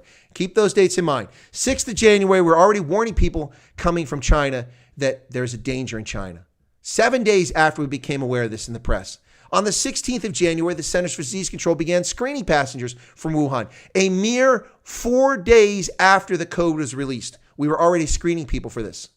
On the 21st of January, the U.S. had its first confirmed case. Now, we know now that there was actually a case on the 2nd of January, but we were unaware. We couldn't even test for it. So we did not have a confirmed test until the 21st of January. On the 21st of January, 2020 was the first date that the United States had a confirmed case of COVID-19. On the 29th of January, a mere 8 days later, Donald Trump assembles the coronavirus task force. He already had an informal task force since the 2nd of January, but this is the formal task force that he put together 8 days after the first case. 8 days. But he's slow. On the 31st of January, Trump bans travel from China, a mere 10 days after our first case. On the 3rd of February, New Zealand bans travel from China 14 days after the first U.S. case, 2 weeks after we had our first case in the United States. 4 days slower than Trump. On the 26th of February, New Zealand records its first confirmed case. That's 36 days after the United States had its first confirmed case. In the meantime, New Zealand did nothing to prevent the spread. They could have shut their borders down entirely and never had faced this, but they didn't do that. On the 11th of March, Trump bans travel from Europe. That's 50 days after our first case. And on the 13th, he declares a national emergency. 52 days later, or 52 days after the first case. On March 14th, following Donald Trump's example, New Zealand requires self-isolation for arrivals. Now that's 18 days after the first case, almost 3 weeks after the first case before New Zealand required people to self-isolate who were sick. Why weren't they doing it at the time they found out that people were sick? On the 20th of March, they closed their borders, 24 days after the first case. Trump did it 10 days after we found the first case. They spent 2 full weeks longer, Jacinda took, before she closed her borders than Trump. And oh, by the way, that's a full nearly 2 months after Trump closed the borders before New Zealand did it. Yet she's fast and Trump is slow. Trump closed the borders to China on the 31st of January. She waits to close her borders down to anybody until the 20th of March. On the 26th of March, New Zealand reaches level 4 lockdown, 29 days since their first case, but 65 days after the first U.S. case. Donald Trump declares a national emergency, which is the equivalent of a lockdown for him, a mere 52 days after the first case. She waits till 65 days, 2 full weeks after Donald Trump does it. And Trump was slow. Nonsense. All right, folks, let me come back to the screen for just a second. Do you see? You see the thing here. Trump did all these actions long before Jacinda Ardern did. And she's getting credit for being responsive. And New Zealand is very effective. But Trump was 2 weeks faster in most cases. With one exception, they were actually faster in New Zealand. Yet, Trump is slow? Fraud. All right, now, here's the real fraud. I'm going to give an example of a country that actually was successful and talk about what happened in their country. And you won't hear about it from anywhere else because the World Health Organization and the Chinese Communist Party are covering up what's going on. These are facts current as of last week. You ready for this? Ladies and gentlemen, 31st of January or December, remember that? Taiwan, New Zealand. Taiwan, as of last week, had 535 confirmed cases of COVID-19 total since the start of this thing. New Zealand had 1,883 cases, nearly 4 times as many cases as Taiwan. There are 7 deaths attributed to COVID-19 in Taiwan. There are 25 deaths attributed to COVID-19 in New Zealand, nearly 4 times as many. Taiwan, however, has a population over 24 million. New Zealand doesn't even have 5 million people. So there are 5 times as many people in Taiwan as there are in New Zealand. Yet Taiwan has just 7 deaths compared to New Zealand's 25. Taiwan has just 535 confirmed cases. By the way, when I did the statistic a few months ago, it was 435. So they had 100 additional cases in 3 months. 535 versus 1883. Why isn't Taiwan being held up as a country that was responsive? Do you know why? Because number one, it's Taiwan and the Chinese Communist Party and the World Health Organization, their lapdogs, refuse to admit that Taiwan has been successful. Now, what did Taiwan do? Did they put face masks on?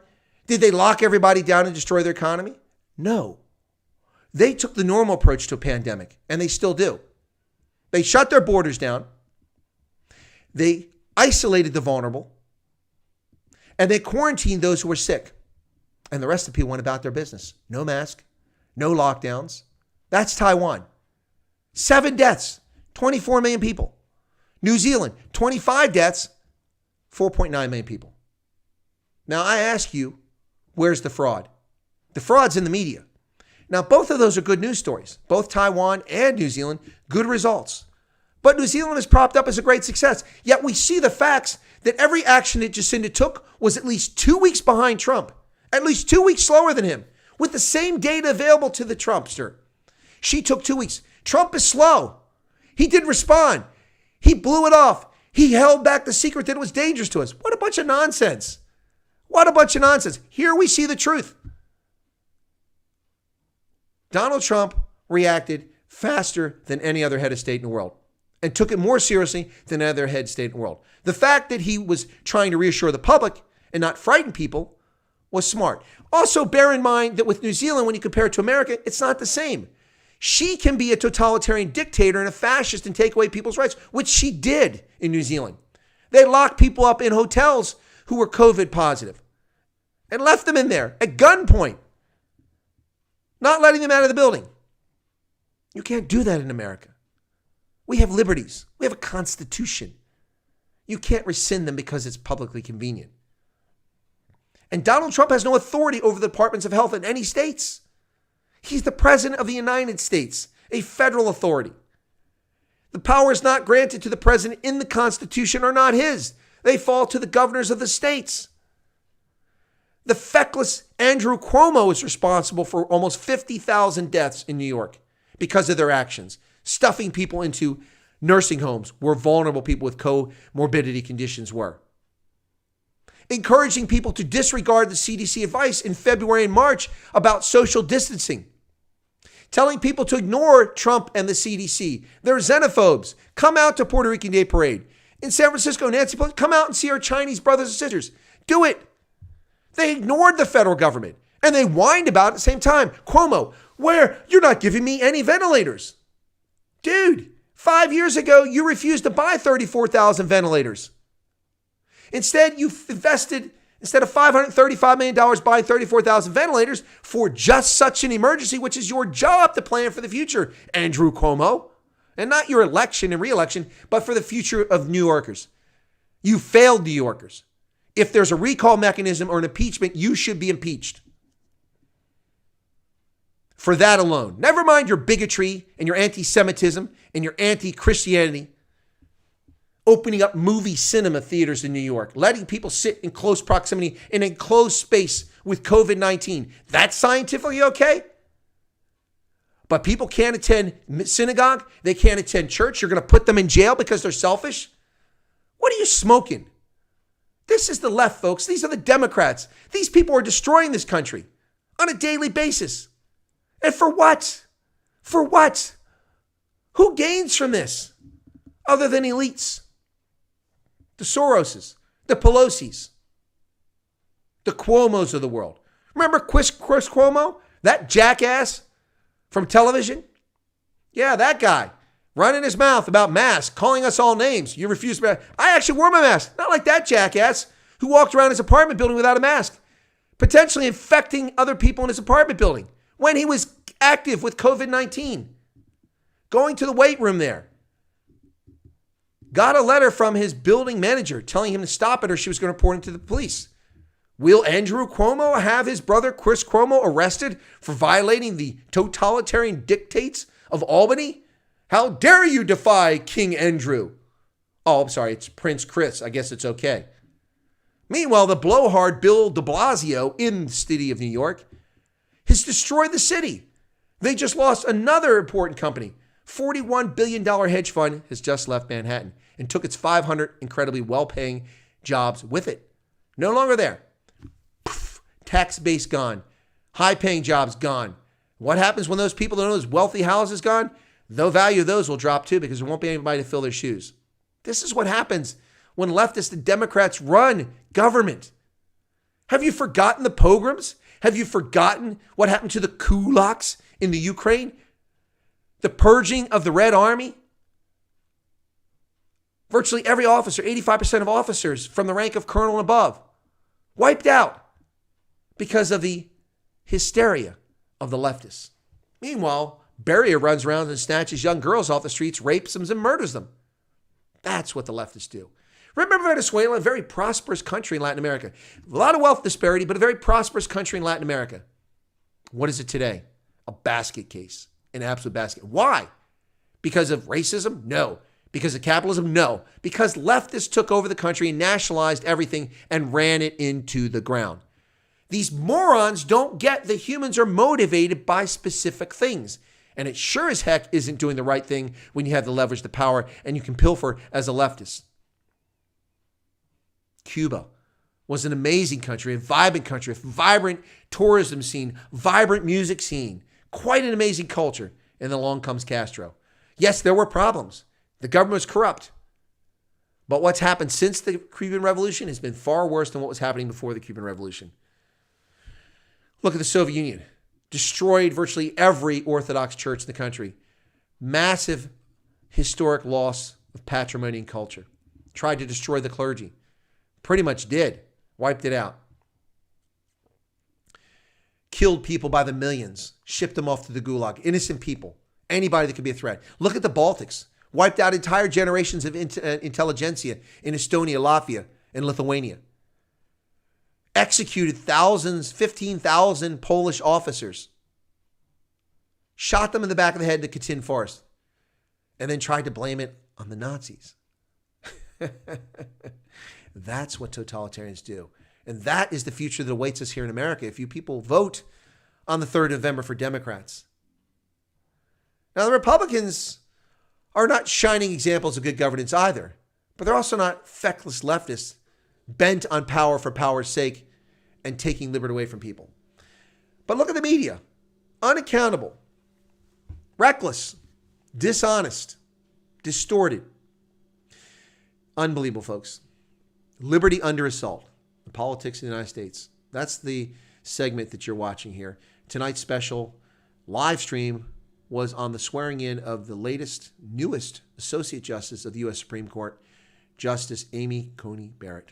Welcome to the court, Justice Barrett. May you long live to the age of 100 and drive the leftists nuts with 52 years on the court. Wouldn't that drive them nuts? 48-year-old, live to be 100, stay on the court. Ruth Bader Ginsburg held on. She clung, trying to make sure that Donald Trump couldn't replace her. Well, Donald Trump did replace her. So, Judge Barrett, hang in there. Do the right thing. Read the Constitution and make your opinions based on that. We trust that you will do that. We do trust you'll do that. So the third pick tonight, the third confirmation in the first term of Donald Trump, Neil Gorsuch, Brett Kavanaugh, and now Amy Coney Barrett. Moving the court from a 4-4 split with the three leftists and the wishy-washy John Roberts, the Chief Justice, who votes with the wind and not with his conscience of the Constitution. Instead of a 4-4 tie, we now have a 5-4 lean for the court for those who are constitutionalists. And that's good news, folks, for America and for the world. Perhaps we can get the Supreme Court to stop legislating from the bench and start striking down opinions and decisions from the appellate courts in the federal system who subvert the law, like the Ninth Circuit Court out there in California. Perhaps that will get the court back on the right path. So the reform that Joe Biden is concerned about for the court system, perhaps we can get it on track now by simply allowing the Constitution to play out the way it's supposed to. In the meantime, folks, November 3rd is very close. If you haven't voted and you're an American, a legitimate American who's eligible to vote and you're registered, I urge you to go to the polls and vote your conscience on November 3rd. I hope that your conscience doesn't allow you in any good faith to vote for Joe Biden. But if you must, you must. The choice is clear, though, folks. The country is at stake. History is at stake. And it's not just America. It's the world. Will the leftists win? Well, we shall see. In a country where a person's home is invaded, their property is invaded, people break down their property, invade their property, threaten their lives, and they stand their ground with their Second Amendment right to keep and bear arms. They don't menace people. They don't point it at anyone. They defend their home against people who threaten to burn it to the ground. Are they supposed to stand around and wait for them to burn it to the ground? No. They followed the Second Amendment and Missouri law, which gives citizens the right to stand their ground when threatened in their home and property. And what happens to them? A district attorney financed by George Soros lays ludicrous charges against them as felons. And they have to defend themselves in court over trumped-up charges for keeping and bearing their arms. They didn't shoot anybody. They didn't threaten to shoot anybody. They didn't point their weapons at anybody. In fact, the guy looked kind of stupid with his pink polo on. And one of the weapons was disabled. And this is how far the left will go.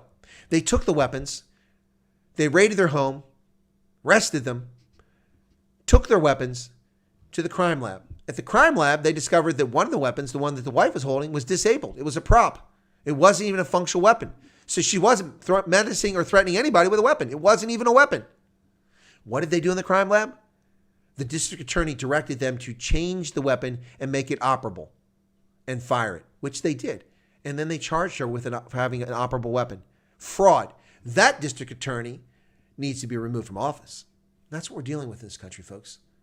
And South Africans are dealing with the same sort of thing. It's disgraceful. It's unbelievable. Unbelievable. Unbelievable. Excellent comparison, Chris. Also, it remains to be seen what transpires when borders are eventually reopened. Yes, Peter, you are correct. Here's the thing, folks. No country in the world can open up their borders until the whole thing was vanquished. If we take the leftist approach, here's the approach. We will take, folks, remember this? 2 weeks. We need 2 weeks to flatten the curve. Remember that? 8 months ago, they're going to flatten the curve.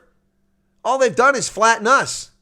They've flattened the global economy. They've flattened social cohesion. They've flattened trust of government. For what? What have they achieved? Nothing. They've achieved nothing. It's a virus. It's here. Like influenza, like HIV, like hantavirus, Lassa fever, West Nile virus. These are viruses. They're here. They're in nature. You isolate the vulnerable. You quarantine the infected.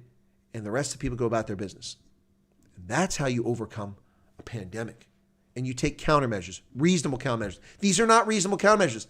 New Zealand can wipe out the virus. But if there's one case of it somewhere in the world, it's going to come back. Folks, all you have to do is look at what happened with excuse me. What are we trying to wipe out there? Polio. We nearly eradicated polio in the wild. And then Nigerians, leaders started telling their population that this was a plot. The CIA is injecting you so they can track you. Oh, yes, they're trying to poison you. It's got mercury in it. And so a bunch of Nigerians in northern Nigeria refused to get immunizations. And guess what they did?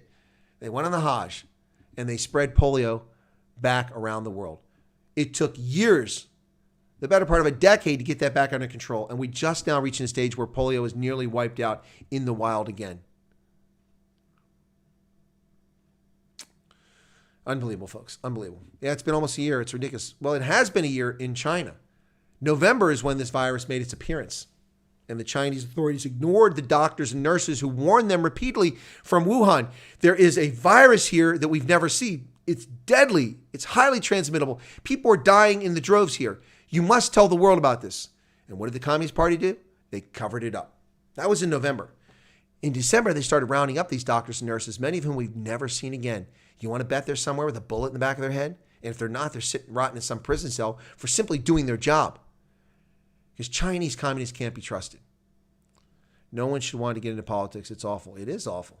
I've been asked to run for Congress twice, and I turned them down both times. It's absolutely awful. Doesn't even matter if you tell the truth. Doesn't even matter if you tell the truth. Anyway, folks, I hope you enjoyed the slides. This is a lot longer than I expected to go. I just want to come on and let people know about the appointment of Amy Coney Barrett. We got to see the swearing in. I thank you all for joining me tonight. I really appreciate the audience. I think we hit close to 25 or 30, which is a lot more than I expected because this was unannounced. Brett says, according to a Rasmussen poll, Trump is leading Biden nationally. Rasmussen has been pretty reliable in the past, but they've also gotten it wrong too. I think that Trump, it's trending for Trump. But the problem with the polls, Brett, is does it exclude people who've already voted, or does it include people who've already voted, and do they admit the way they voted? I mean, if somebody already voted for Biden and now they see what a fraud he is, and then he's getting payoffs potentially from Hunter Biden's crooked deals, and now they're polled who you want to vote for, and they say Trump. But if they've already voted for Biden, that's a misleading thing. So we got to watch that. According to Rasmussen, Trump is leading in Florida, Michigan, and now Biden is leading Trump in Arizona. Yeah, the Arizona thing, I find that hard to believe. Martha McSally is doing okay out there. She's been a big Trump supporter. I know Martha McSally personally. I've worked with her. She was a colonel in the Air Force when I was a lieutenant colonel. But she has some rhino positions that I have difficulty with. So when she reached out to me to help her run for office, I politely declined. Wasn't interested in working with that campaign. But she did get elected. It took her a few tries, but she finally got in there. Peter says, Peter Hitchens likened the action to King Canute. Canute may be the spelling. Trying to hold back the tide. Yeah, Knut, K-N-U-T, without the little colon there. Comment. By the way, Knut is one of my ancestors. That's right, folks. Yeah, Harold Bluetooth, Danish king, also one of my ancestors, going way back, way back. What's this? What is D-Stu says, still does not change these facts, Peter. What facts? I remember Pelosi in Chinatown at the end of March saying, come to Chinatown. Yeah, she did. She did. They subverted the advice of the Centers for Disease Control. And they blame Trump. They actively undermine the government's advice. Not that the government got it right all the time. Remember, this is the same government led by Dr. Fauci, the premier epidemiologist in America. Not. The man has been in office for 37 years as the director of the National Institutes for Health, the office that he holds there in the National Institutes for Health. 37 years? How about you move on, buddy? Some fresh blood. 37? What are you, a king? 37 years in the same job? No. Anyway, yeah, but Fauci's not exactly modest. He's gotten it wrong time and again. We've covered that here. Anyway, Peter, thanks for tuning in from New Zealand. And for folks all over America, thank you for tuning in from South Africa. I know it was very late for you guys, but now it's getting close to morning there. Thanks so much for tuning in. I appreciate the support for the channel. We're down to a week to go, folks. A week to go. Today was Monday the 26th. Next week, it is the 3rd. That's 8 days. 8 days. Wow. We're just 8 days away from Decision 2020. I just received George's book, African Chaos, in the mail. Can't wait to read it. Yeah, it's a good one too. All right, Brett, thanks for tuning in. Bosch Deborah, thank you so much. I know you're in South Africa. It's late for you. Peter, it's the next day. He's fine. And Brett, it's just evening time here. But we're getting close to 11 o'clock here. I've got to get some sleep. Tomorrow is my last day at the War College on this project that I've been helping them with. And hopefully I'll get home early. I will be doing a live stream from my mobile while I'm there. I'll take a lunch break, most likely, unless I finish before lunch. Then I'll probably do it because I'm actually enjoying those mobile live streams. They're kind of fun for my car. So I'll be doing that, and then we'll have regular. Starting on Wednesday, we'll get back to regular schedule, and then I have guests coming up, including Chris Van Heerden, the boxer, the pugilist, who lives in America and speaks out against farm murders, the South African boxer. He'll be on the channel this week and others coming up. All right, folks, thanks a lot. God bless. Have a good night. And I want to thank you for tuning in. But you know what? We can't go yet, guys. We just can't go. I mean, you know we have to do this, right? It's almost obligatory, right? It's almost obligatory. So I got to do this. You know what's coming, right? What's coming? Anybody want to guess? Nike Novitskas. All the best from South Africa. Well, thank you. I see that Brett put the truth about COVID-19 in South Africa. Wow. 12 minutes ago, Brett posted that. Brett, I'm going to have to check that out. But what am I going to play, folks? You know what's coming. No, it's not the Kiffness. It's not the Kiffness. What is it going to be, folks? We got to do this. You know, now you heard that, right? You heard that. All right, folks, 8 days out. 8 days from now, this song won't be any good anymore. I won't be able to play it. So we're going to get the most out of this right now. We ready for this, ladies and gentlemen? It is time for the Trump song from Los Tres del Habano. Here we go, folks. Ladies and gentlemen, the Trump song. Enjoy this one. Well, folks, I think you know my sentiments there. But I have to admit this before we go for the evening. Just before we go, I have to admit this. That's simply not enough, ladies and gentlemen. It's simply not enough. You know what I'm saying? We got to reinforce this. With so many Latinos voting for Donald Trump, you know what? It's time for the encore performance in Spanish, ladies and gentlemen. Here it is, the chanson de Trump. That's right, Donald Trump in Spanish. Enjoy, folks. In case you're curious, I'll be voting for Joe Biden.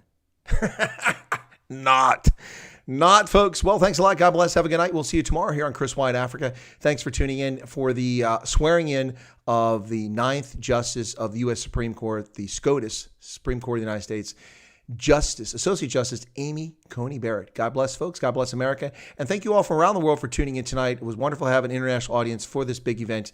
And I want to thank you, and we'll catch you tomorrow. Take care. Whoops. I did that again. I know I'm still on the microphone, folks. Here we go.